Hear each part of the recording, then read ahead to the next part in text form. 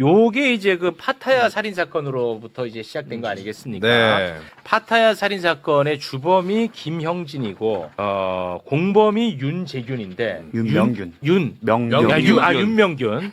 윤명균을 오늘 직접 만나고 온 사람이 대한민국에 살고 있었어요. 그래요? 그분이 오늘 매불쇼 찾아주셨습니다. 정구승 변호사 박수로 모십니다. 네. 네, 오늘은 접견이 취소돼서 지난주 금요일 날 보고 왔던. 취소됐어요 오늘? 지난주에 보고 왔고, 이번 주 화요일도 보고 왔던 정수입니다. 윤명균을 실제로 지금 접견을 하고 다녀요. 취재를 하고 있는 겁니다. 어마어마한 소식들 나옵니다. 사실은 취재라기보단 제가 이번에 아예 계약을 했기 때문에 이제 윤명균 씨의 변호인으로서 상황이 되었습니다. 그렇군요. 그래서 조만간 그 파타야 살인 사건 관련 재판 기록도 저희가 수령하기로 했고, 네. 그래서 다음 주 중으로는 그 재판 기록, 즉 윤석열 정권 때부터 저 사람들이 그 정권 치하에서도 계속 검찰 얘기를 했었거든요. 그 진술 내용까지 이제 재판 기록으로 확인할 수 있을 것 같습니다. 너무 좋습니다. 자, 그리고 또 한 분의 전문가. 이 건은 저널리즘 문제가 아니다. 2017년부터 차기 유력 대선 주자인 이재명을 제거하기 위해서 공권력과 언론과 국민의힘이 작업한 것 아닐까 하는 의혹 제기를 지금 하고 있는 대한민국 최고의 참기자 봉지욱 기자 박수로 모십니다. 네. 반갑습니다. 지금 정구승 변호사 시간이 없어가지고 빨리 잠깐 말씀드리면 일단 윤명균이 그러니까 파타야 거래 사건은 이제 2015년 11월에 태국 파타야에서 살인 사건이 발생을 했고 범인은 2명 김형진, 윤명균인데 윤명균은 사건 직후 태국 당국에 자수를 해서 거기서 수사받고 재판을 받아요. 거기서 형을 살고 김형진은 베트남으로 2년 8개월간 도피를 했다가 2018년 4월에 이제 베트남에 체포돼서 압송이 됐고 윤명균은 태국 교도소에 계속 있었어요. 지금 우리가 여태까지 얘기한 것은 김형진에 대한 이야기, 네. 김형진의 편지나 뭐 김형진의 법정 증언 이런 걸 공개한 건데 네. 지금 정구승 변호사는 그 윤명균이 2022년 4월달 대선 한 달 후에 태국에서 가석방 후에 이민국 교도소에 갇혀 있다가 송환이 되는데 알고 보니까 이 윤명균을 대선 직전에 데려와 가지고 이벤트를 벌이려고 했어요. 그랬었죠. 근데 이거는 검찰의 문제가 아니잖아요. 이거는 대사관까지 지금 개입이 돼 있고. 그거 우리가 다뤘잖아. 지금 현재에서 가 있는데 그 윤명균이 그러니까 저희는 여태까지 김형진을 통해서 윤명균의 이야기를 들었는데 지금 윤명균을 만났는데 이제부터 정구승 변호사가 설명을 좀 해서 보니까 아예 만나서 이렇게 적어 왔더라고요. 네. 뭘 적어 와서 이제 윤명균의 여기 지금 지문까지 찍혀 있거든요. 자, 지금부터는 좀 천천히 설명 좀 부탁드립니다. 일단 그렇게 작성된 경우에는 제가 이제 접견을 들어가면 그 전자기기를 쓸 수 없기 때문에 제가 메모를 받아쓰기를 하고 거기에 대해서 사실 확인을 윤명균 씨가 직접 하고 그 밑에 보시면 입회 교도관이 이거는 이분이 지문을 찍은 게 맞다라고 확인해준 접견 메모입니다. 네. 그래서 보시면 이제 제가 나름 이제 매부쇼에 나올 거를 예상하고 그렇죠. 시간대별로 정리를 좀 했는데요. 네. 21년 9월 24일에 그 태국 국왕의 이후로 가석방 출소가 됩니다. 네. 그러니까 우리로 치면 8.15 특사 같은 걸로 나온 거예요. 근데 그 당시에 윤명균 씨는 그러면 여권은 만료돼 있기 때문에 불법 체류자 신분이라 교도소는 아니더라도 그러니까 범죄자를 가둬놓는 교도소는 아니더라도 풀어줄 수는 없으니 이민국 교도소에서 대기를 하게 됩니다. 21년 11월 말 또는 혹은 12월 초쯤에 영사 혼자 그러니까 대사관 직원이 방문을 했는데 방문할 때부터 이 사람을 한국에 데려가기 위해 갑자기 이제 사진을 찍겠다. 그러니까 여권을 만들어서 송환을 시키려고 해서 윤명균 씨는 이거는 뭔가 이상하다 싶고 그리고 태국에서는 이미 자기 가석방까지 받은 상태인데 대한민국으로 돌아오는 순간 다시 한번 처벌을 받게 될 걸 알고 있어서 얼굴을 안 보여주고 사진 찍으려는 걸 필사적으로 가려서 여권 만드는 걸 막아냅니다. 그게 몇 그게 년도? 21년 11월. 2021년 11월. 저때가 언제냐면 바로 불과 한 달 전에 이제 장영하가 기자회견을 해서 박철민 돈폭 20억 돈다발 요게 이제 허위 사진으로 밝혀져서 실패로 약간 돌아가는 그때예요. 힘이 그거 약간 실패. 힘 빠졌을 때 바로 저 공작에. 그러니까 다시 말해 2022년 윤석열이 당선됐던 그 대선 직전입니다. 그게 핵심이야. 네, 그래서 그렇고 한 달 좀 안 돼서 이번에 영사가 경찰과 함께 방문을 합니다. 그래서 이제 귀국을 보통 하는 경우에는 이렇게 강제 송환을 하는 경우에도 그 뭐 검사 비용이나 비행기 비용을 보통 피고인이 내야 된다고 하더라고요. 그런데 우리가 그거 다 부담해 줄 테니까 일단 가자라고 하는데도 계속 거부를 하니까 때 그 윤명균 씨의 표현으로 하면 여기가 편해? 라는 식의 경찰이 이렇게 얘기하면서 강제 송환을 하겠다. 그렇게 하니까 여기서 이제 경찰까지 나서서 이렇게 하니까 좀 무서워서 네. 그러니까 이 사람 속으로는 시간을 끌겠다는 생각으로 일단 사진 촬영에는 허락을 해서 이제 여건이 만들어졌고 강제 송환의 위기에 처하게 됩니다. 네. 이 사람이 여긴 이민국 교도소다 보니까 외부와의 소통이 가능했나 봐요. 전화를 해서 한국에 있는 지인을 통해서 어떤 변호사님과 소통을 했는데 그분 변호사님께서 알아보신 바로는 지금 들어오면 대선에 이용당한다. 저쪽에서는 윤명규 씨 땡겨가라고 안달이다. 이재명 지지율 떨어뜨리려고 한다라는 얘기를 이분은 이때 들어요. 변호사에게. 변호사로부터. 예. 와. 그래서 이게 들어가면 큰일 나겠구나라고 해서 일단은 코로나 핑계를 대면서 당시가 코로나가 좀 심했으니까 거부를 합니다. 그때 근데 이미 윤명균을 데리고 오려고 1월 초에 이제 22년도로 넘어가서 네. 1월 초에 윤명균을 송환하기 위해 한국에서 경찰이 파견됩니다. 데리고 올라오고. 근데 이거를 코로나 핑계로 막아버리니까 대사관과 이제 경찰은 화가 났겠죠. 그런 상황에서 이제 1월 14일이 됩니다. 제가 지난번에 말씀드렸던 그 B14호 그 징벌방인데요. 갑자기 이분이 이민국 교도소에서 잘 있는데 갑자기 짐 싸라고 하더니 전화기도 압수하고 너 마약 유통했지 하면서 갑자기 이제 푹공이라고 하는데 이게 태국어로 계급을 의미한다고 하는데 제가 듣는 추론한 발언한 경감급 되는 사람인 것 같아요. 이 사람이 태국어로 한국 대사관에서 너를 지옥에 넣으라고 했다라고 예고를 하면서 이제 징벌방에 보내게 됩니다. 지난번에 말씀드렸던 징벌방에만 간 게 아니라 처음에는 6명, 7명이 사용하는데 큰 방에 혼자 놓고 거기가 엄청 무섭대요. 그리고 막 쥐가 막 손바닥만한 쥐가 계속 돌아다니는 곳에 있다가 이제 당시에 태국 경찰 앞잡이들 뭐 미얀마, 캄보디아 뭐 그 조폭이나 순분꾼이라는 애들인데 걔네들이 와서 한국 가냐 안 가냐 물어보고 안 가면 때리고 이런 식으로 계속 하다가 그래도 안 간다고 이 사람이 버티니까 지난번에 말씀드렸던 그 1평 그 징벌방에 더 집어넣고 다시 묶어놓는 그런 것까지 하게 됩니다. 그래서 이 사람이 도저히 버틸 수가 없다라고 해서 가겠다라고 하고서 또 머리를 씁니다. 태국에 사건이 추가로 있으면 내가 아무리 가겠다고 해도 못 가니까 밖에 있는 사람에게 도움을 청해서 나를 고소를 해라. 예.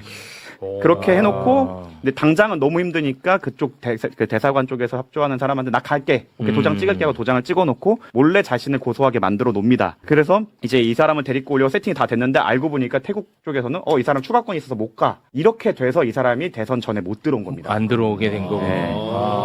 그러니까 나는 약간 좀 갸우뚱했던 게 하나 있었어요. 뭐냐면 이 사람이 뭐 아주 정의로운 사람도 아니고 그렇죠. 이재명을 막 보호하려고 했던 사람도 아닐 텐데 왜 그렇게까지 협조를 하지 않았을까라는 조금 의구심이 있었는데 그거는 자기 처벌 안 받기 위함도 있는 거야. 그것도 그런데 이분은 윤명균 씨는 이재명이 누군지 몰랐대요. 그러니까 이게 그 알이 1편과 2편이 있지 않습니까? 네. 1편 찍을 때까지만 하더라도 이 사람은 되게 소통이 되고 있었어 갖고 물론 1편 찍을 때도 SBS가 이 사람이 좀 어떻게 보면 이 사람을 속였는데 이 사람은 촬영 자체가 자신의 억울한 사정을 SBS가 밝혀주는 걸로 알고 협조를 했었고 뭐 그게 안 된 거고 그리고 2차 이제 이재명 대통령과 엮으려고 했던 그 방송 때는 이 사람은 이미 태국에서 복역 중이었기 때문에 그 내용을 몰랐어요. 아예 그런 내용도 몰랐고 실제로 그 관련해서 조사를 받을 때 수사관이 검사였던 걸로 보입니다. 잡혀와서. 예, 잡혀와서. 이제 한국에 온 다음을 얘기하는 거예요? 예. 그럼 2022년 4월 이후에 대한 이야기. 네. 김영진이가 이재명이랑 연관이 있어? 도망 다니면서 전화 통화도 하고 그랬다는데? 라는 식으로 물어보는데 누가? 그 검사가 이 윤명균에게 근데 놀랍게도 이 사람은 이재명이 누군지 몰랐던 거예요. 정치에 관심이 없으니까. 물어봤는데 이재명이 누구예요? 이렇게 돼버려서 좀 실패로 돌아간 검사는 진짜 인간이겠다. 이 새끼 이거 어디부터 시작해야 되는 거야?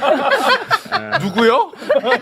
그러니까 나온 말이 이제 지금 너 여기 귀국한 거 기자들이 몰라. 그러니까 나한테 협조를 안 하면 그 알 3 찍어서 국민들의 공분을 사게 해서 너 한번 말아주겠다. 이런 얘기가 그때 나온 걸로 보입니다.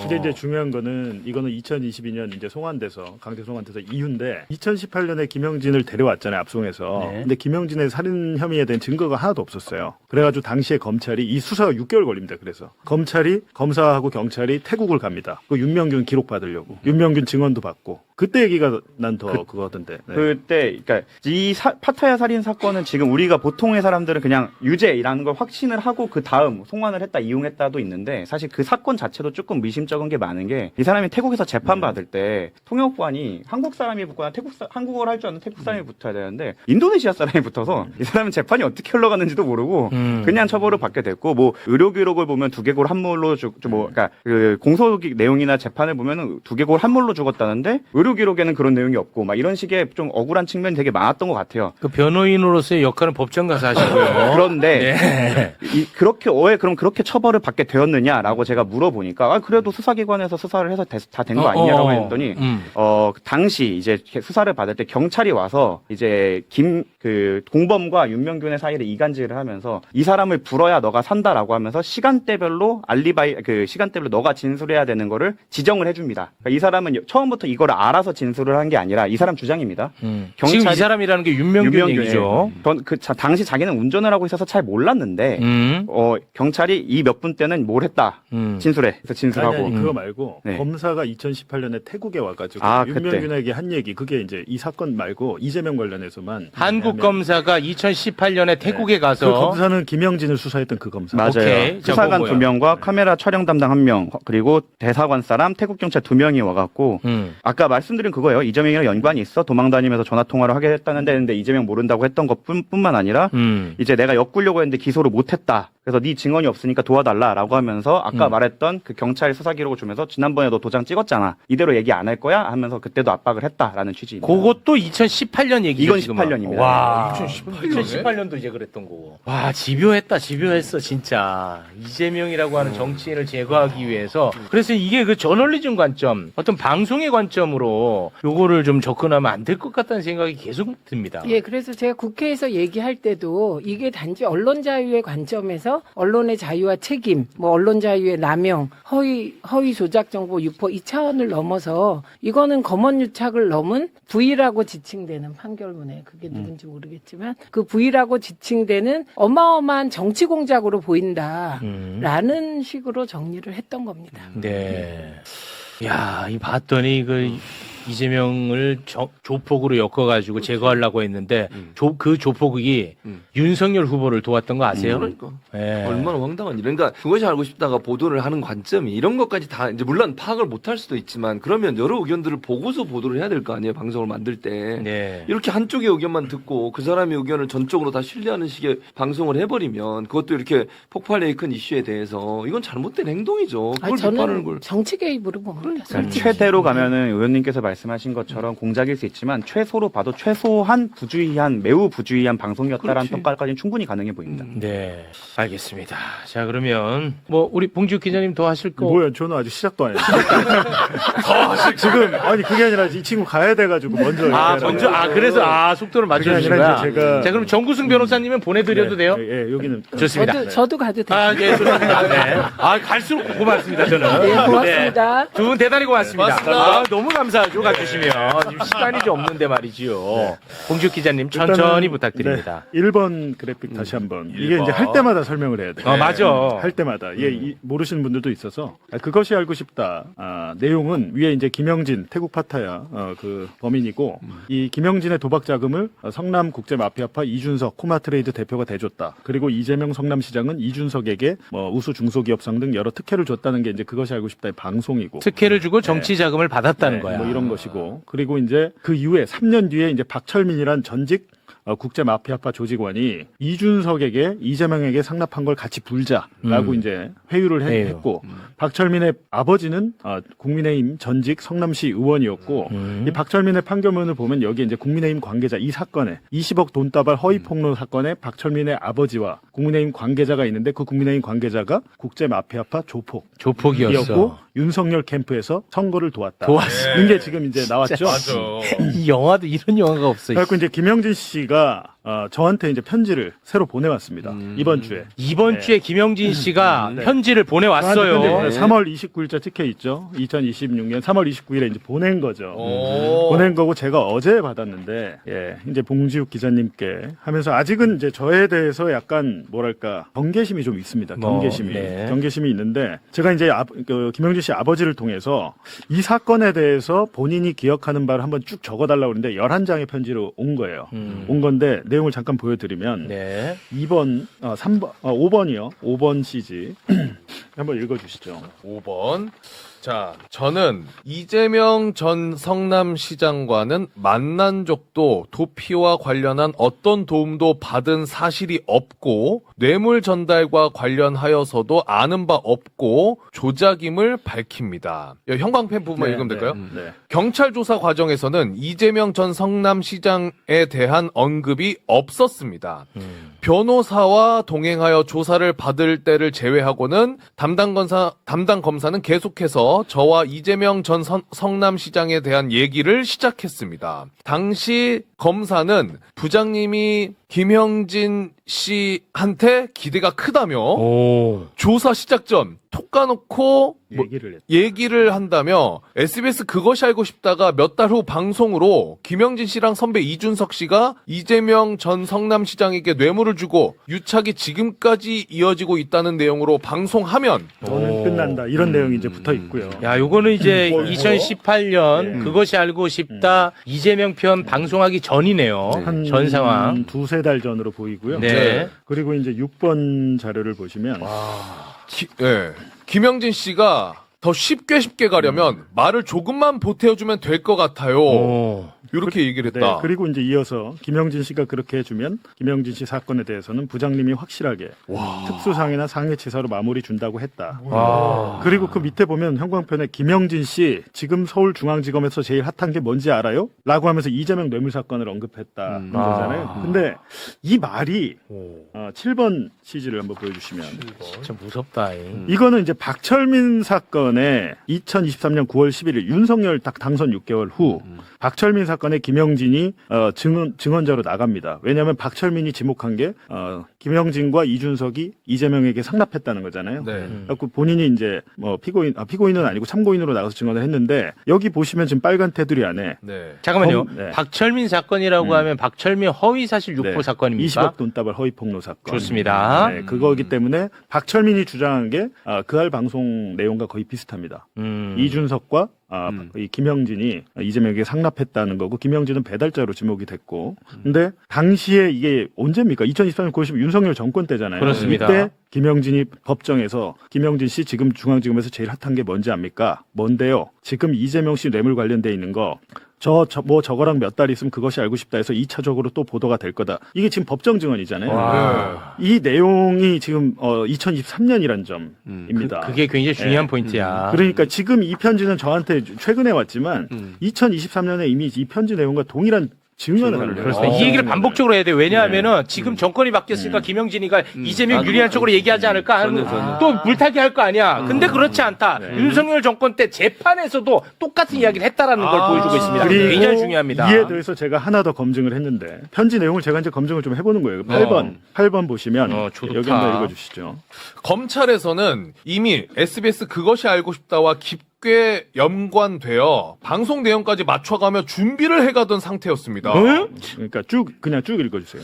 더욱 제가 충격적이었던 건 당시 검사는 이준석 씨랑 이재명이랑 돈 주고받고 친하게 지내는 것, 강력부 검사가 국제 마피아 조직원들 진술 다 받아놨어요 라는 것이었습니다. 또 저에게 김영진 씨가 긴 얘기할 필요 없고 조사 다 끝난 거에 살 조금만 붙이면 그걸로 충분해요 라는 것이었고 당시 매우 혼란스러웠습니다. 와. 근데 이게 무슨 이건 뭐 김영진의 일방적 주장이지만 이 주장대로라면 이거야말로 그야말로 검언 유착입니다. 이미 내가 잡혀왔을 때 내 담당 검사 말고 강력부 다른 검사가 국제 마피아파 조직원들 다 조사해서 끝냈어. 받아놨어요. 네가 거기다 살만 붙이면 끝나. 협조해 이런 취지로 지금 얘기를 하고 있는 네. 거예요. 근데 이거에 대해서 사실은 제가 이제 당시에 정말 그러면 서울중앙지검 강력부가 성남국제마피아파 수사했을까? 궁금증이 일잖아요. 네네. 수사했습니다. 네. 수사했어. 강력부가 수사했어요. 오기 전에 이미 이준석도 입건이 돼서 수사를 받고 있었고 이준석은 김영진 오기 전에 이준석은 별도의 인터넷 도박 사이트 김영진과 관계없는 다른 사건이야. 네, 다른 사건으로 수사를 받고 있었고 여러 국제 마피아파 조직원들이 중앙지검 강력부에서 조사를 받은 상태였어요. 그러니까 김영진이 와가지고 이재명 살만 붙여주면 끝나는 이런 상황이었던 것 같아요. 지금 보면. 네. 근데 3번 자료에 보면 본인의 이제 김영진도 보면 내가 그냥 말만 하는 게 아닙니다. 이런 걸 갖고 있습니다라고 저한테 얘기해요. 한번 여기 읽어봐 주시죠. 형광펜. 네. 실제 이재명 대통령님을 제가 언급하고 있었음을 저희 친구와 대화한 2018년 5월 18일 면회 과정 녹취록을 첨부하고 검사들의 압박으로 법원 재판 중에도 이재명 전 성남시장과 연류 의혹은 모두 사실이 아니며 억울하다는 취지로 서면 제출하거나 법원에서 직접 발언한 자료를 첨부하겠습니다.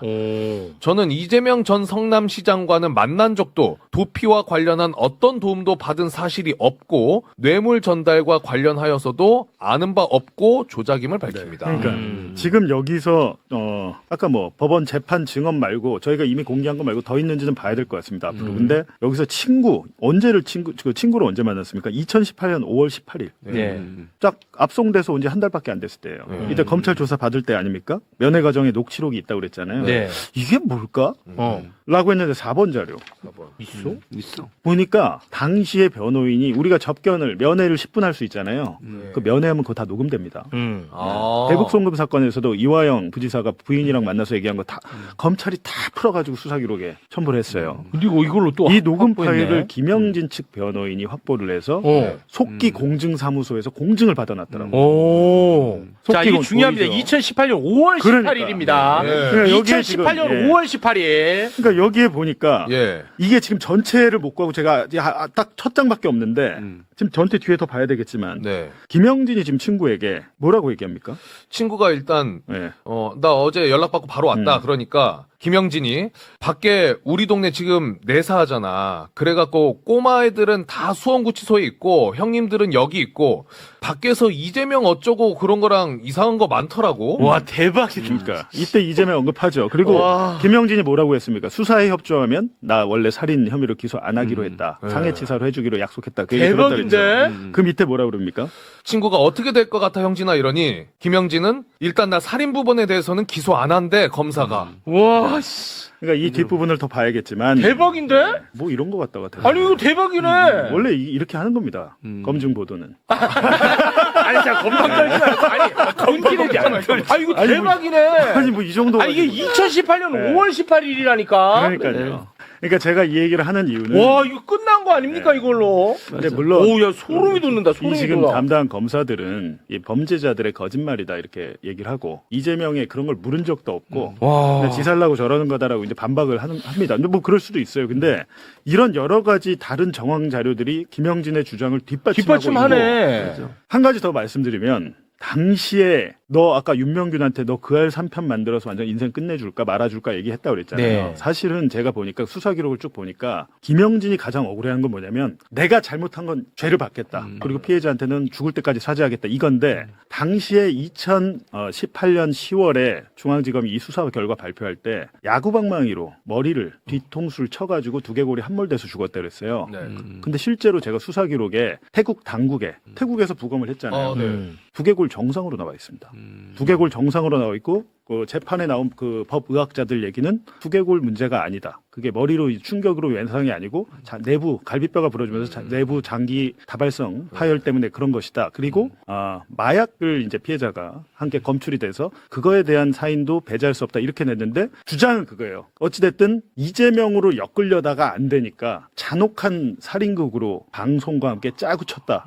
주장이 지금 이건데 아, 그런 주장이야. 그것까지는 우리가 뭐 알 수 그 얘기는 없으나 우리는, 네. 중요한 것은 2018년에 윤석열 서울중앙지검장 때 그리고 2017년에 중앙지검장 때 중앙지검 강력부 등등 해서 이재명을 잡으려고 많은 노력을 했던 정황이 지금 나온 거죠. 와, 그러니까 이게 진짜 이거 영화의 약간 클리셰 같은데 맞아. 검찰 입장에서 김영진을 통해 가지고 이재명을 잡으려고 했어.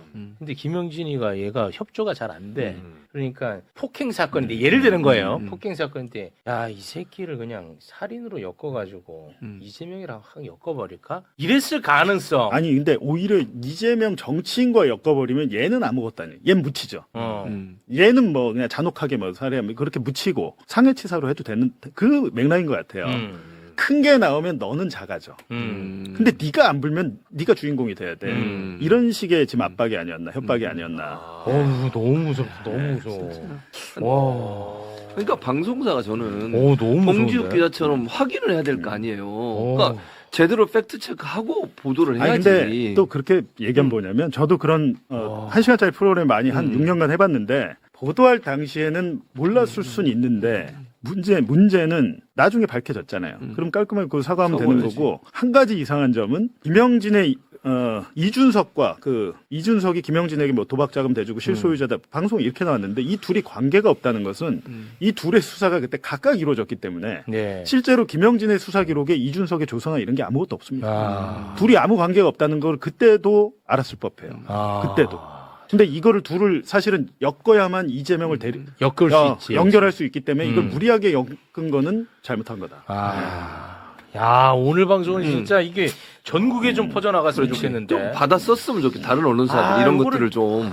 그러니까 지금 이런 식의 수사가 대북송금 박사영 검사가 얘기한 거랑 똑같지 않나요? 이재명 주범으로 해서 한번 너 봐줄게. 네. 안 그러면 나 이해찬 수사하고 네 아들 수사하고 주변인들 협박하는 다. 똑같잖아요. 네. 네. 와, 끔찍합니다, 진짜. 와, 야, 이 2018년 5월 18일. 18일께 나와버렸네. 지금 뭐 아. 기록이 계속해서 이제 확보가 되고 있고 지금 그러면은 지금 봉지욱 기자님은 파타야 살인 사건의 주범 김영진의 아버지와 소통 중이에요? 그렇죠. 이제 이분은 이제 교도소에 있으니까 네. 21년 6월인가 받았어요. 지금 17년 플러스 4년 6월 해가지고 그럼 아버지가 이렇게 뭐 열심히 적극적으로 협조할 수 있는 동의는 아들이 억울하다고 생각하기 때문일 가능성은 그 높겠네요. 말씀을 많이 하세요. 그래서 아버지도 보니까 암투병 중이시더라고요. 아, 그래요? 근데 암 수술을 곧 하실 것 같은데 죄를 지은 만큼만 벌을 받아야 되는데 그때 이재명 그거 잡는데 협조 안 했다고 그렇게 천하에. 근데 뭐 이분이 잘못한 건 맞죠. 보니까 입국 과정에서도 막 욕하고 본인이 이제 매를 번 것도 있어요. 김영진이. 예, 그런 것도 있고 그 아래 방송에 보면 CCTV 보면 잔혹하게 막 폭행하고 이런 건 사실이고 근데 네네. 우리가 몰랐던 내용도 많이 있고 그런 요인은 있습니다. 억울하다는 게 있는데 제가 사실은 말씀을 드렸어요. 죄송하지만 그거는 뭐 재심이나 이런 건 어렵다. 네네. 예. 그러니까 그런 걸 기대하지 마시고 그냥 그때 있는 그대로만 말씀을 해주시면 좋겠다 해서 이제 이런 네. 편지가 온 거죠. 알겠습니다. 야, 오늘 이거는 진짜 많이 좀 뻗어나갔으면 좋겠다는 그러니까요. 생각이 듭니다. 지금 뭐 계속해서 그 검증하지 않은 언론에 대해서 그럼요. 지적을 하는데 댓글에도 저에 대한 비난의 글들이 왜? 많이 올라오고 왜요? 있습니다. 왜, 최욱이 왜? 너도 최진봉 제대로 검증하지 않고 비화했잖아. 라는 글들이 많이 올라옵니다. 네, 고맙습니다. 아니, 그러니까 더 저는 그러니까 황당한 게 뭐냐면 언론사들이 자기 자기 같은 지역에 있는 사람들에서 그 비판하는 걸 잘 안 하려고 그런다니까요. 네. 그러니까 뉴스타파나 이런 미디어 전문 매체나 아니면 언론에 대해서 검증하는 매체가 아니면 네. 그냥 서로 봐주기 하는 게 있나 하는 이런 아니 생각도 근데 들어요. 2018년 그할 방송 나왔을 때 저는 그할만의 문제가 아니라고 봅니다. 당시에 지상파, 종편 다 리포트를 했더라고 메인 아, 뉴스에서. 그럼 따다가 인용 네. 보도했다고? 그때 아마 경기도에서 당선되고 한 2달 정도 됐을 때 아닙니까? 근데 네. 그때 그렇게 이제 이미지를 심어 놓은 거 아니에요. 리포트 하다가 직접적인 물증이 하나도 안 나오니까 묻혔는데 3년 후에 또 박철민이가 전직 성남국제 마피아파란 놈이 20억 돈다발을 흔드니까 3년 전 방송의 그 이미지 이미 선입견이 생긴 상태에서 그렇습니다. 터지니까 맞나 보다. 네. 라고 결국에서 대선에 영향을 미치게 그렇습니다. 된 거죠. 결과적으로. 2018년에 그때 방금 말씀하신 모든 언론이 다 왜냐하면 그것이 알고 싶다 굉장히 인기가 많고 신뢰가 높았단 맞아요. 말이야. 네. 그래서 언론이 다 받았었어요. 근데 그 와중에 저널리즘 토크쇼에 내가 출연했던 그 김대영이라고 하는 사람이 약간 좀 도라이거든요. 그분이 욕을 엄청나게 먹으면서 그것이 알고 싶다 비평하는 봤어요. 그걸 했었어. 그거 막 근데 현장 내가 거기서 취재도 하고 그랬더라고요. 취재하고 그래서 욕을 엄청 먹었다니까 그 사람이 그걸 해가지고. 잘했습니다. 예. 아주 잘했더라고요. 아, 근데 그걸 갖고 나를 또 막, 내가 이제 그때 워낙에 이제 그것이 알고 싶다가 신뢰도가 높다 보니까, 앞에 이제 그것이 알고 싶다 다 비판하고 마지막에는, 뭐 이것 때문에 위축되지 않았으면 좋겠다. 그것이 알고 싶다. 내가 그거는 사과 지금도 하는 마음이 있습니다. 그냥 비평만 했으면 됐는데, 내가 응원의 메시지를 던지면 이건 내가 잘못한 거죠. 예. 근데 그것만 딱 따가지고 나를 악마화하더라고 또. 최진봉 씨. 내가 무슨 거짓말 자꾸 하지 마라 그랬지. 그건 꿈인가? 나는 너를 비판한 적이 없어 한 번도. 저는 최욱 씨가 당시에 한 말이 뭐 문제가 없다고 생각하는데요. 아, 그런 예를 얘기가 들면 아니라. 그것이 알고 싶다의 그건 다른 하죠. 제작진들이 지금 이 사건 때문에 위축될 필요는 없고 결국에는 2017년 그할 방송 때문에 베트남 현지에서 제보가 와서 김영진이 건거가 된 거예요. 그러니까 그할 방송이 여태까지 우리 사회에 긍정적인 일들을 많이 했습니다. 근데 이 사건에도 그러니까 이게 문제가 있다면 딱 요거만 비판을 해야지 그걸 다 싸잡아가지고 뭐 프로그램을 배제해라 뭐 다 문제네 이렇게 가면 안 됩니다. 알겠습니다. 봉지욱 기자였습니다. 네, 대단히 고맙습니다. 고맙습니다.